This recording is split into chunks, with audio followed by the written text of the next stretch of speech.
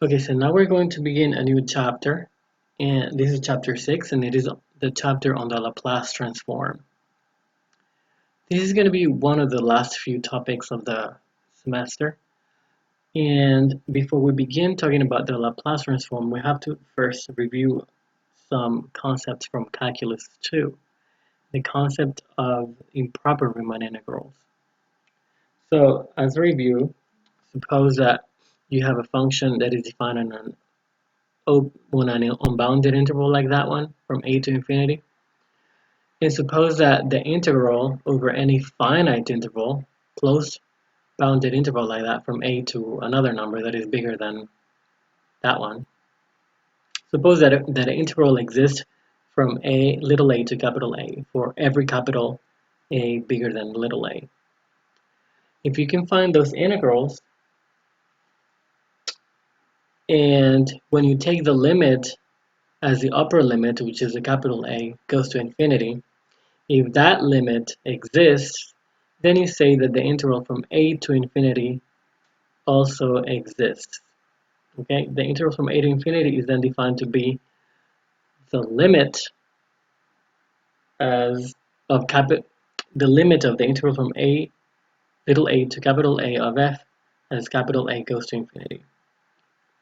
So if that limit exists, we say that the function f is improper Riemann integrable over the interval, and we say that the integral converges. This integral, this improper Riemann integral converges, and it converges to this limit value. Okay, so we're going to say that the integral converges to its limiting value, and if that limiting value does not exist, if that limit does not exist, then we say that the integral diverges. Okay, so as a quick review, let's do one example where we compute an integral, an improper Riemann integral. So let's try to compute this Riemann integral, and since c is arbitrary, we're actually going to figure out for which values of c this integral actually converges, because it is not going to converge for all values of c. It is only going to converge for some values of c. So we're going to find the values of c for which that integral exists as a real number. Okay, so first of all, the integral from 0 to infinity of e to the ct dt is, by definition, the limit as capital A goes to infinity of the integral from 0 to capital A of e to the ct dt. Okay, that's by definition. That's how you define the improper Riemann integral from 0 to infinity. Is, in this case, is the integral from 0 to a of that, and then you take the limit as a goes to infinity. Alright, so now this is equal to the limit as a goes to infinity of, and that integral we can do in our heads, is not hard, it's just an e to the ct. If you think about it, it's actually e to the ct over c. And if you take the derivative of that, well, the derivative of the exponential is itself times the derivative of the exponent because of the chain rule. So times c, and then the c's would cancel, and you do get e to the ct. So that's correct. And then evaluate at t equals 0 and t equals a. And of course, this is true provided that c is not 0. Because if z is 0, I mean, this is nonsense. You cannot divide by 0. So this integral is that provided that c is not 0. So that means we really have to treat the case c equals 0 separately. We're making that assumption here when we write that this is equal to that. C is not 0. So let's remember to then do the c equals 0 case separately. Alright, so then this is equal to, let's plug in t equals a and t equals 0, so you get the limit as a goes to infinity of e to the ca over c, and then now plug in 0, e to the 0 is 1, so 1 over c.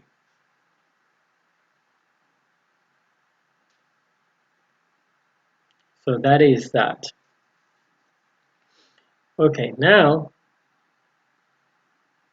we have to treat this in two separate cases, because actually if you see there's a little c there in the exponent. If c is positive, then this thing becomes really, really big. If c is positive, um, that goes to infinity. I'm assuming that a is bigger than 0 because a is to the integral is from 0 to a, so a is positive. So if c is positive, then the exponent is positive, so e to the ca goes to infinity, so that becomes arbitrarily big. But if c is negative, then that does not happen. If c is negative, then the exponent will be negative, and as a goes to infinity, the exponent goes to minus infinity, so the whole thing goes to 0.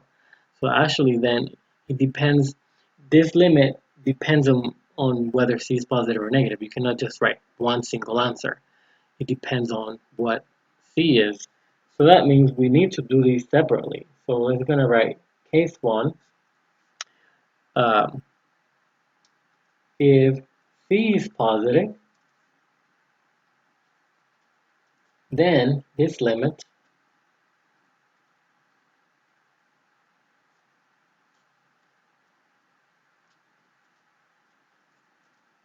is actually, let's think about it again. So that c is positive, a is positive, the exponent is positive, c is fixed, is not moving, the one that is changing is a. So c is fixed, so the top goes to infinity.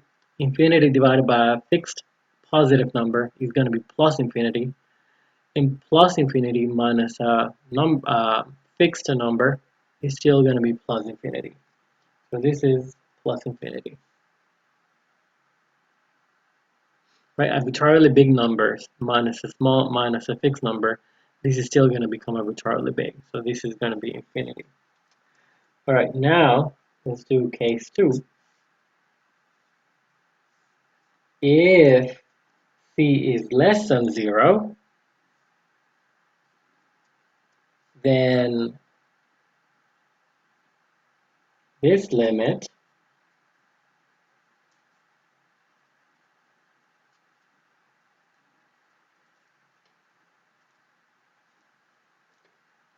is equal to, now I'm saying c is negative. Right now is a negative exponent. So that as a goes to infinity, then that means the exponent goes to minus infinity. The exponent goes to minus infinity. If you remember the graph of e to the x,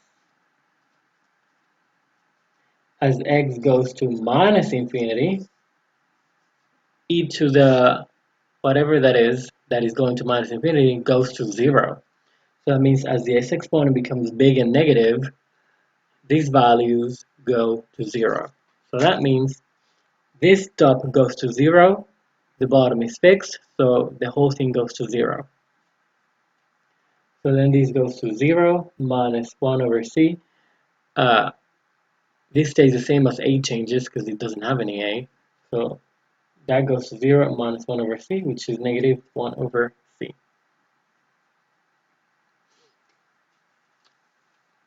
So that's the value then of the integral when c is less than 0. And now let's do the last case, which is when c equals 0. And now you have covered all the cases for c, all the possibilities. If c equals 0, then, let's see, then this thing Well, no, you cannot talk about this thing because if c is 0, that doesn't make any sense. We have to start from the beginning. If c is 0, then the interval from 0 to infinity of e to the ct dt is the interval from 0 to infinity of e to the 0 is 1, so this is 1 dt,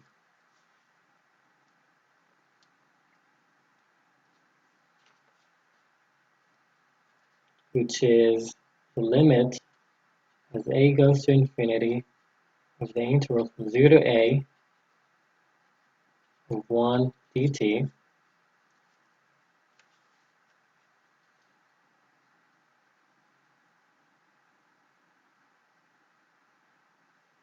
which is, now let's do the integral. This is the limit as a goes to infinity of the integral of that is t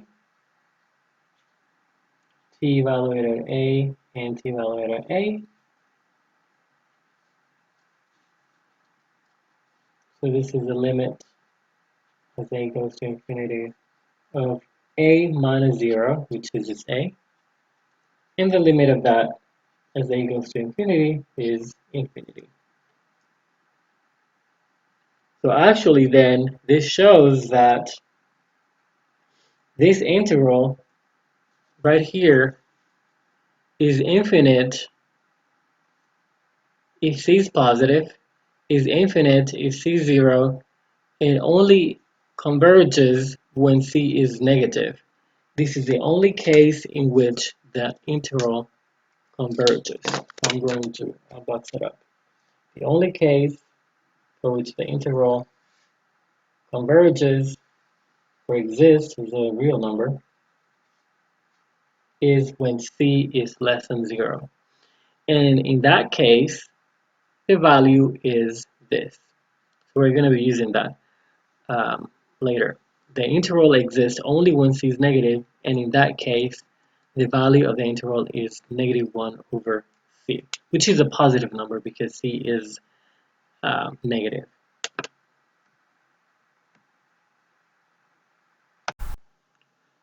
Okay, now we need to talk about another thing that you have learned in the past, which is piecewise defined functions. And in this case, we're going to add the element of continuity and say we're going to be talking about piecewise continuous functions on an interval. So basically, a function is, let's say, a function that is defined on an interval from alpha to beta. A function defined on an interval from alpha to beta is going to be called piecewise continuous on the interval if you can break up the interval into pieces in such a way that over each of those pieces, each of those subintervals, the function is continuous there on the open interval. Let's say I broke it up into t0, t1, t2, t3, etc. And in each of those two consecutive t's, the function is continuous on each of those open subintervals. And f approaches a limit as the endpoints of each subinterval are approached from within the interval. That means the limit from the left and the limit from the right exist. Okay, so that's what a piecewise continuous function is. So here's an example of a piecewise continuous function defined on an interval from alpha to beta. This function is piecewise continuous because you can break it up into, in this case, three subintervals, three pieces, and over each of these pieces, subintervals, the function is continuous on the inside of the interval. Maybe not exactly at the endpoints, but on the inside it is continuous. And then the limits from the left and from the right exist. So if you are in here, the limit from the left, the limit from the right at alpha exists, and it is whatever that happens to be. The limit from the left at t1 also exists. It is not what the function is defined to be at that point, um, but the limit still exists. The function is going towards a specific spot on the plane from the left as you approach t1. Same as you approach t1 from the right. It's not the same, so that means it is not continuous at t1, but those limit from the left and from the right exist. Same at t2, the limit from the left exists, the limit from the right exists, and the actual value at t2 is neither of those. So the actual value at t2 would be that, which is neither the limit from the left nor the limit from the right. The limit from the left will be this, whatever the value is at that point. The limit from the right will be whatever the value is at that point. And the actual value is this. So it is neither continuous from the left or from the right. This one is continuous from the right, but not from the left. This one is continuous from the right as well. And this one is continuous from the left. So on this piece, the function is also continuous. Okay, so that's an example of a piecewise continuous function. So we have to review how to draw these ones.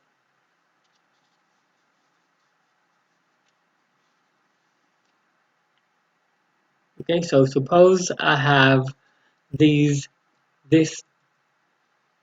piecewise defined function. We have to determine whether it is continuous, piecewise continuous, or neither. We're going to graph it. Okay, so between 0 and 1, it is t squared. Between 1 and 2, it is 2 plus t, and between 2 and 3, it is 6 minus t. Okay, so let's draw the graph. First, note that, well, I'm going to go by 2. So this is 1, this is 2, this is 3, this is 4, this is 1, this is 2, this is 3, this is 4, -1, -2, -3. Okay. So between 0 and 1, it is the usual parabola, the classical basic parabola. So we know how to graph that. So when t equals 1, when t equals 0, you have 0. When t equals 1, you have 1. And when t equals, let's say, now you can just graph it, it's just a sketch, it doesn't have to be perfect. But out of 1/2 is actually a quarter, when you square that, so out of 1/2 is a quarter, so maybe there. Okay, so between 0 and 1, it looks like that. It is a piece of that parabola. Then, note that there's no holes in either a 1 or at 0 because those are included. Okay.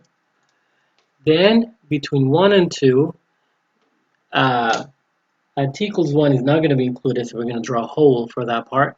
And at t equals 2, we're going to fill it in. And that's a line. 2 plus t is a line.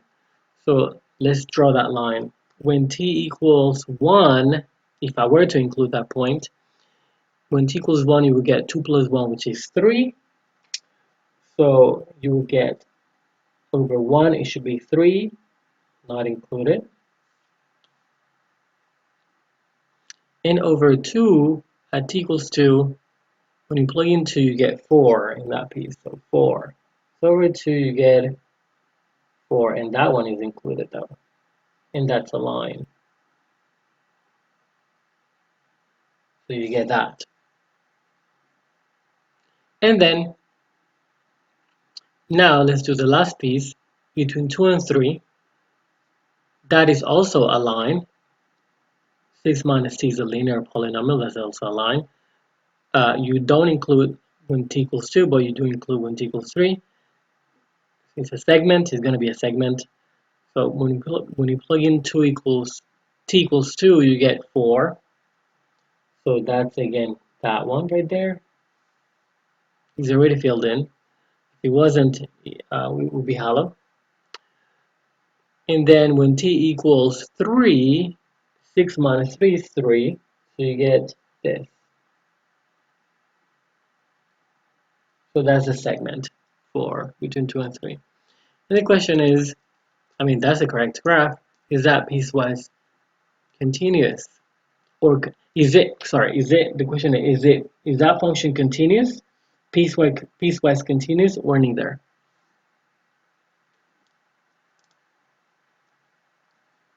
And this function is piecewise continuous.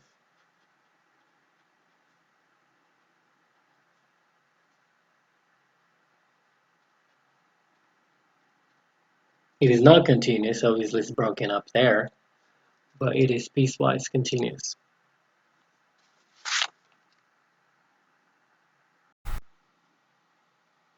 Now let's do another example. Let's sketch the same instructions. Sketch the graph of this and determine whether it is continuous, piecewise continuous, or neither. Okay, so between 0 and 1, it is t. That's linear. In fact, look at these. All three are linear. So this is linear, that's linear, that's linear. So all three are going to be linear. So between 0 and 1, first starting with 0, when t equals 0, you get 0. So you start right here. And I'm going to go by threes. So let me see. This is 1, 2, 3, 1, 1, 2, 3, 2. Sorry, 1, 2, 3, 1, 1, 2, 3, 2, 1, 2, 3, 3, 1, 2, 3, 1, 1, 2, 3, 2, 1, 2, 3, 3. Okay. When t equals 0, you get 0, and when t equals 1, you get 1. So right here, those both are included. So that's what you get.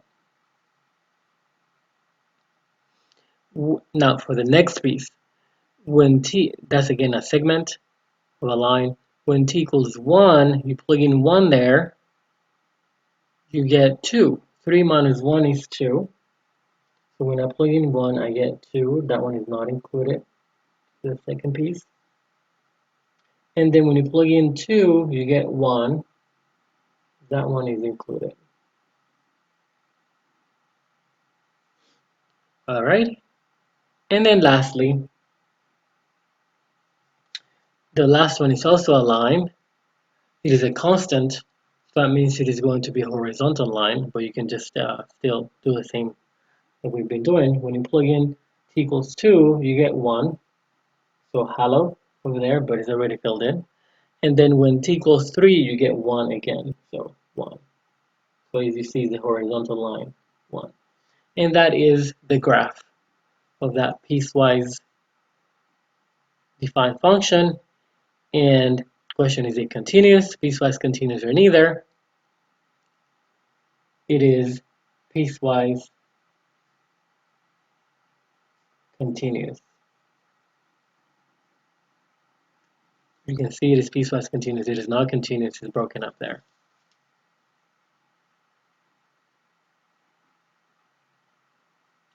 Okay, now we can talk about, now that we have talked a little bit about improper integrals, we can talk about what is the Laplace transform. So here's the definition of the Laplace transform. If you have suppose you have a function that is defined for all non-negative real numbers, 0 and positive numbers, then the Laplace transform of f, and we have this notation that is like a curly L. The Laplace transform of f, or sometimes people use the corresponding capital letter of the name of the function. So if the function is called little f, like that one, then they will use capital F for the Laplace transform. That's also common. I like just using sometimes I will use the corresponding capital one, but I like most of the time to use the L for Laplace transform. So anyway, the Laplace transform of little f is the function that is defined like this. So the original function is defined in terms of t. The Laplace transform is usually defined in terms of s. So s is the independent variable for the Laplace transform. So the Laplace transform of f evaluated at s, or capital F evaluated at s, is defined to be the integral from 0 to infinity of e to the minus st times f of t dt. That is the Laplace transform of little f. That's a new function, and that is the Laplace transform.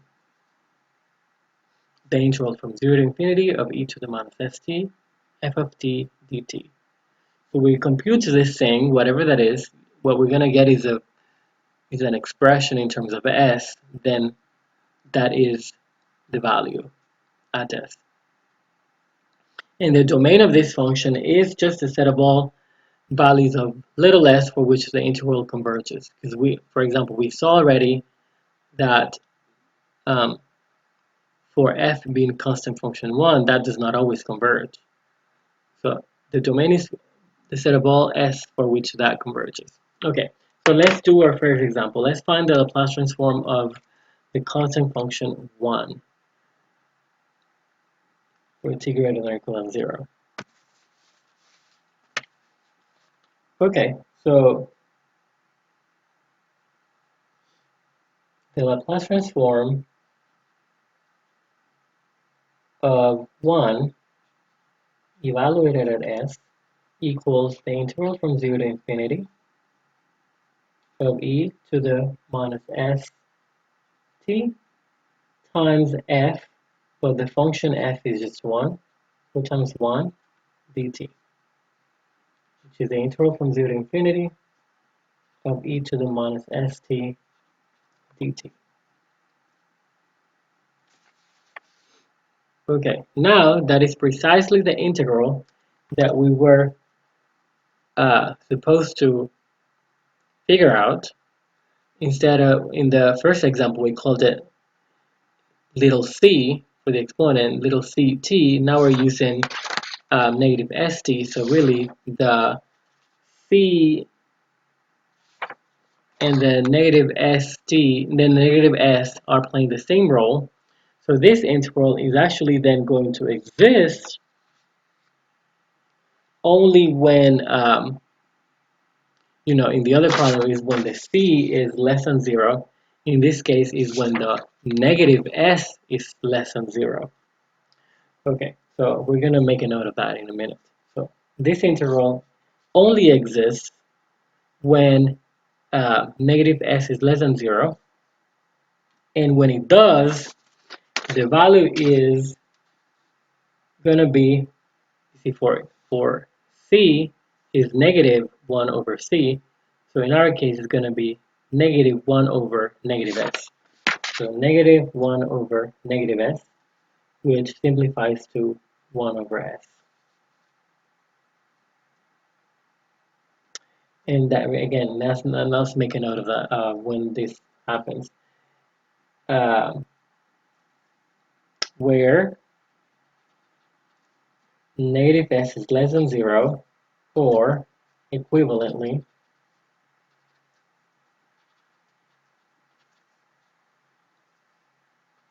saying that negative s is less than 0 is the same thing as saying s is positive.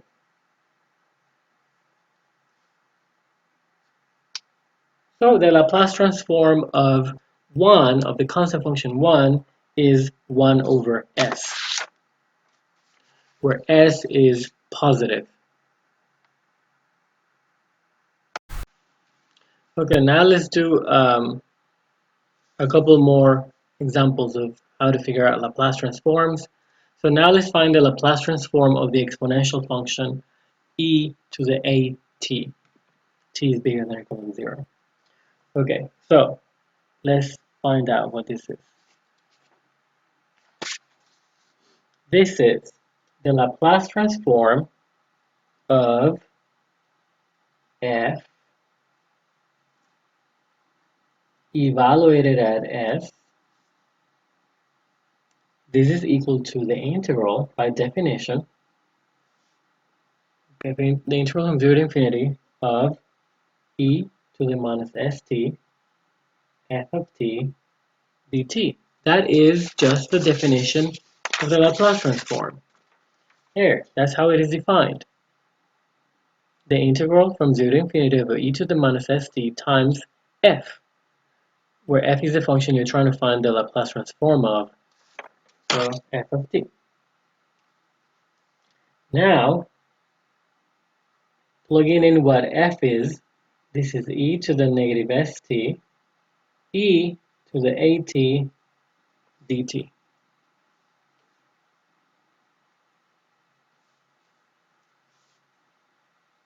Now, you can combine these e's together, so this is going to be integral from 0 to infinity of, you add the exponents, right? So this is negative st plus at dt, which is the integral from 0 to infinity of e to the negative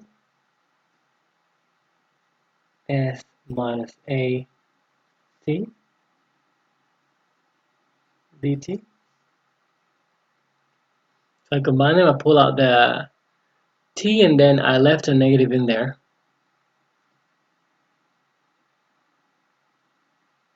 And just like in the previous, you could have put a minus s, by the way. You could have put a minus s.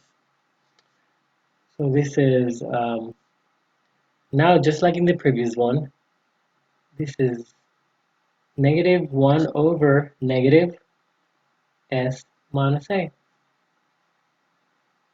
using the result of example 1 over and over again. So this is then the minuses cancel and you get 1 over s minus a.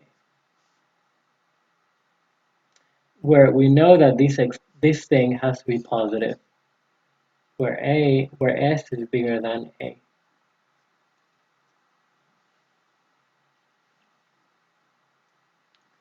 Okay, and that is the result of that one. So the Laplace transform of the exponential function e to the at is 1 over s minus a.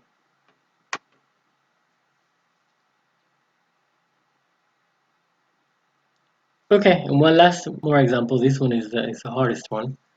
Find the Laplace transform of f of t equals sine of at. Alright, so let's start. This is the Laplace transform of, let's say, sine of at evaluated at s equals the integral from 0 to infinity of e to the minus st, and then you put here the function sine of at dt.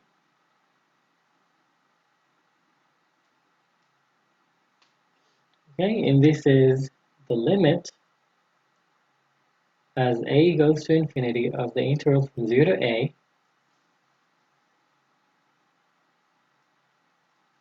of e to the minus st sine of at dt. Okay, so that means we have to do this integral and then plug a and then take the limit as a goes to infinity.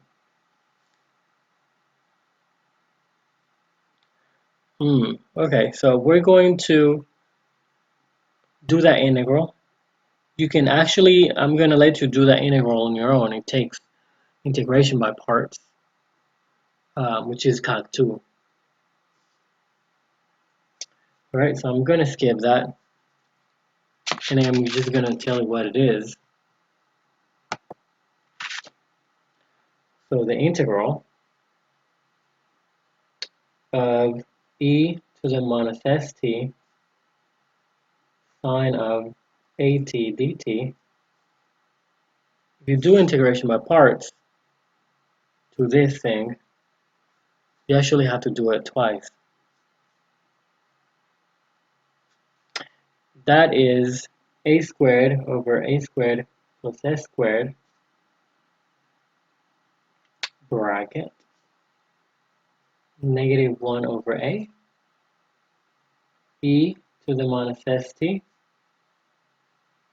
cosine of at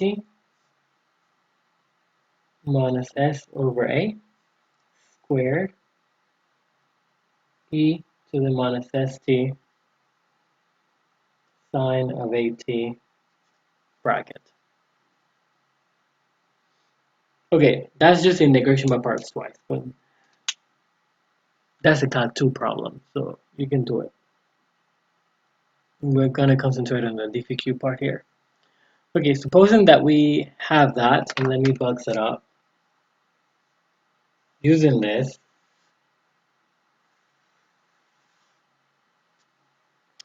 then we can continue this interval right here. We can continue this problem. So using that, this is going to be then the limit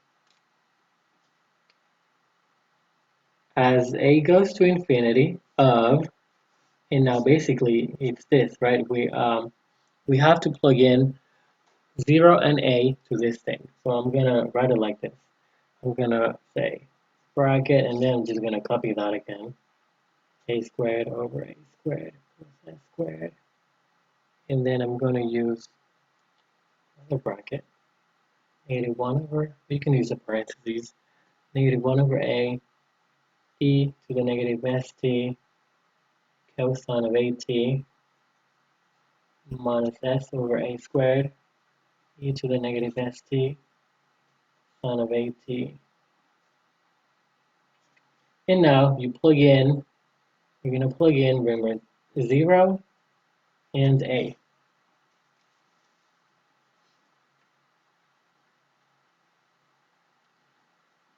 Okay, let's see what we get. When you plug in a,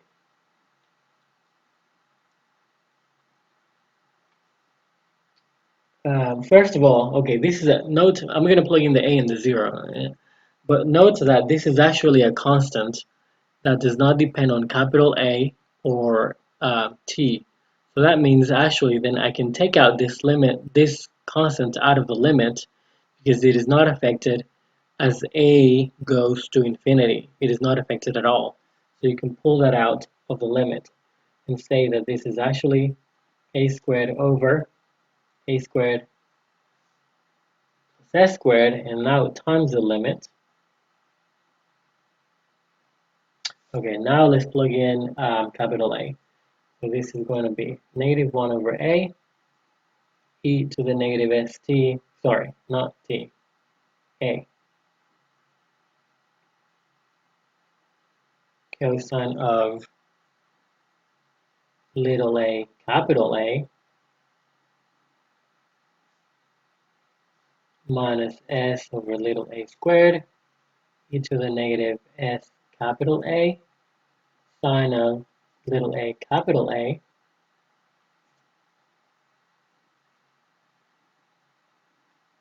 Oh,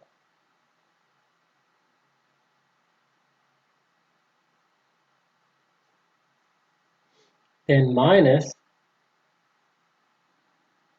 now what you get when you plug in 0? When you plug in 0 for t, that is 0. So that whole thing goes. This is already out. So here, when you plug in t equals 0, cosine of 0 is 1. So you get minus that, which is another minus. So it's actually going to be plus 1 over a. And then I'm plugging 0 for the t. So again, that's 1, but that is also 1. The e to the 0 is also 1. So you get this. That's actually what you get. Alright, so this is a squared over a squared plus s squared times the limit as a goes to infinity.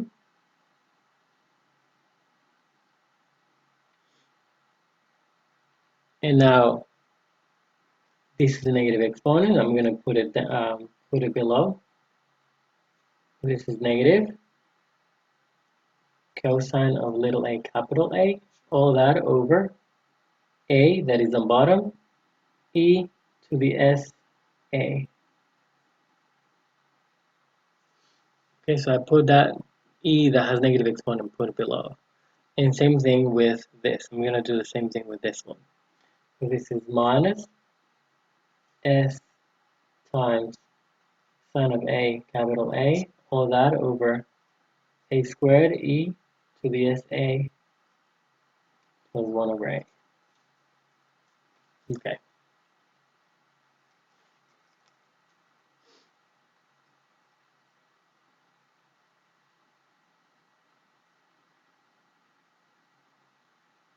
And there should have been some parentheses here if you wanted to be like,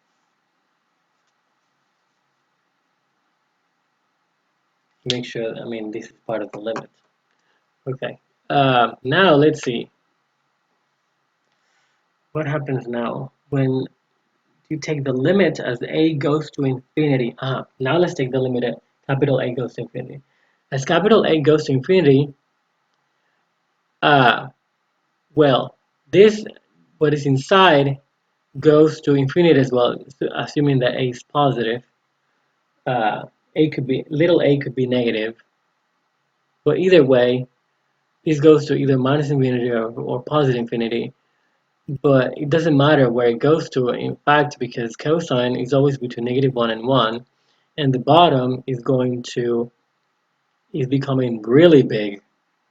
Is becoming really big, either positive or negative, does not matter, but it's becoming really, really, really big, and the top stays bounded always between -1 and 1, -1 and 1. So the top stays small, while the bottom becomes very big, either very big positive or very big negative. So overall, this thing goes to 0.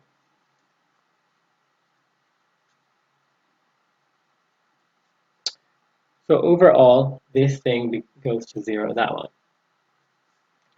Similarly here, the top, remember that for the purpose of capital A, the S is fixed, the little a is fixed. So the bottom is going to infinity, and the top stays between -1 and 1, because sine is always between -1 and 1, and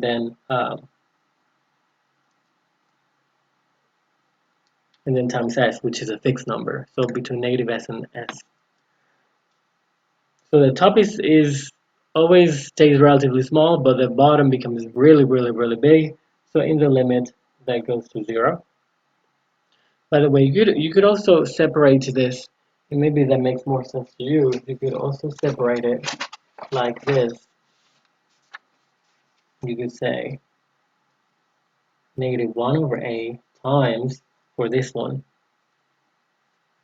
cosine of little a, capital A over e sa, and then you can ignore that and notice that the bottom goes to infinity and the top stays between -1 and 1. So the bottom goes to infinity, this goes to 0, and you would get -1 over a times 0, which is 0. And similarly, you could have thought about it for this part the same way. You could say this is s over a squared times sine of little a, capital A, over each of this to the sa. Then you can ignore that part now and say this one is between -1 and 1, and the bottom goes to infinity. So the whole thing goes to 0. So this goes to s over a squared times 0, which is 0.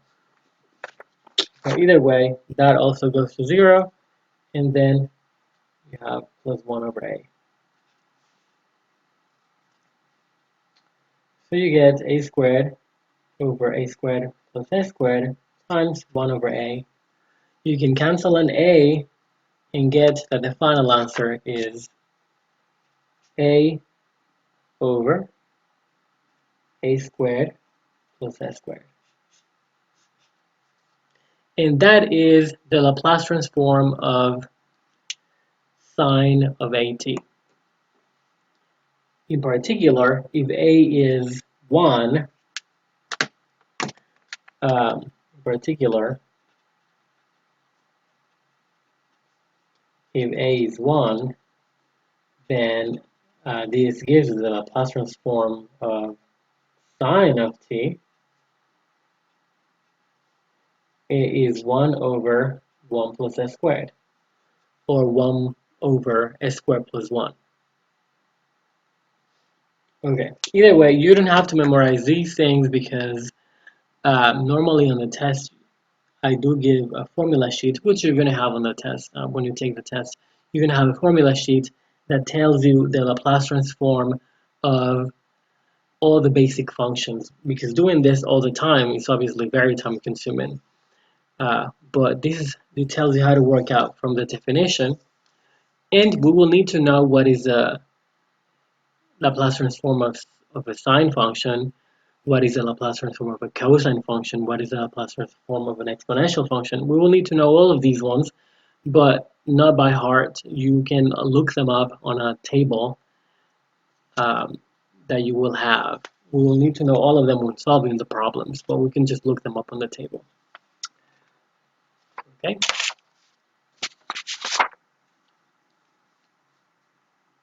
And the last thing we need to mention for this lesson about the Laplace transform is that the Laplace transform is linear, is a linear operator, meaning it behaves like an integral in the sense that, you know, the integral of a sum is a sum of an integral, and you can pull out constants from an integral. So, for example, you have the integral for f plus g. You know that that's the same as the integral of f plus the integral of g. And if you have a constant such as, let's say, 5 times the integral of function, then you can pull out the 5. That's the same as 5 integral of f. So these two properties are called linearity properties. If you took linear algebra, then you know that that defines a linear transformation.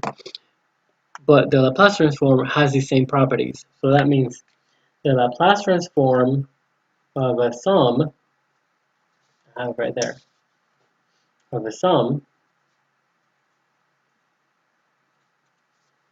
is the same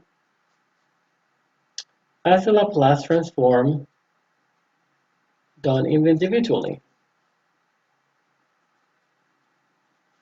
You can do them separately. Okay, so and the other property also holds. If you have a constant, such as 5, and you're trying to find the Laplace transform of that, then you can pull out the 5 outside. You can pull out constants, just like in an integral. So the Laplace transform has these linearity properties. You can do that.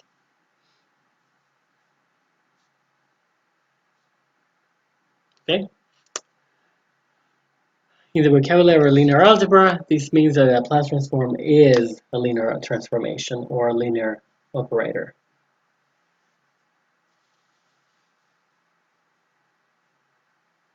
Okay, now let's do one quick example. We can use this property, it is very convenient, to find the Laplace transform of combinations of functions for which you already know the Laplace transform. So for example, let's say we want to find out what is the Laplace transform of this function. So we want to find the Laplace transform of f of t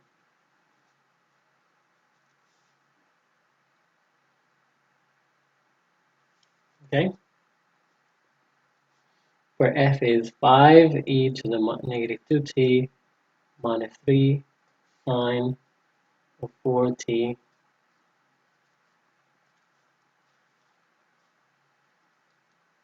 Okay, because the Laplace transform is linear, you can break this up and say the Laplace transform of a difference is the difference of the Laplace transform.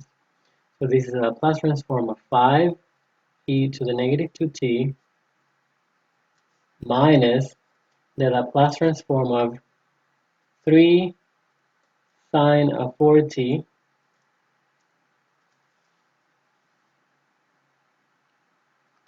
now Because of the other property of linearity, you can pull out constants. So this is 5, Laplace transform of e to the negative 2t minus 3 Laplace transform of sine of 4t.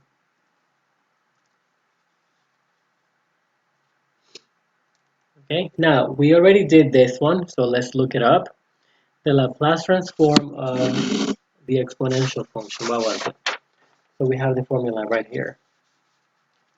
The Laplace transform of the exponential function, in our case now a equals negative 2, is going to be 1 over s minus a. So this is going to be, well, you have the 5, 1 over s minus negative 2, because it's 1 over s minus a, and our a is negative 2. So 1 over s minus negative 2 minus 3 times the Laplace transform of sine of 4t. We did this one as well. That is the Laplace transform of sine of 8t. In our case now, a equals 4. So then this is 4 over 4 squared plus s squared. Okay, and now simplifying, this is sine over s plus 2 minus 12, and you can write that as 16 plus s squared, or just s squared plus 16. And that is the Laplace transform of the function given to us. Okay, so for now, we need to know how to find Laplace transforms. Later on, this gets a little bit more complicated because later on, we will be given the Laplace transform and we have to work our steps backwards and somehow, well, not necessarily these steps, but somehow figure out what was the original function for which this is the Laplace transform. In other words, given this, try to figure out that. Okay, this is going to be a very important skill for solving differential equations later. Solving differential equations by means of the Laplace transform.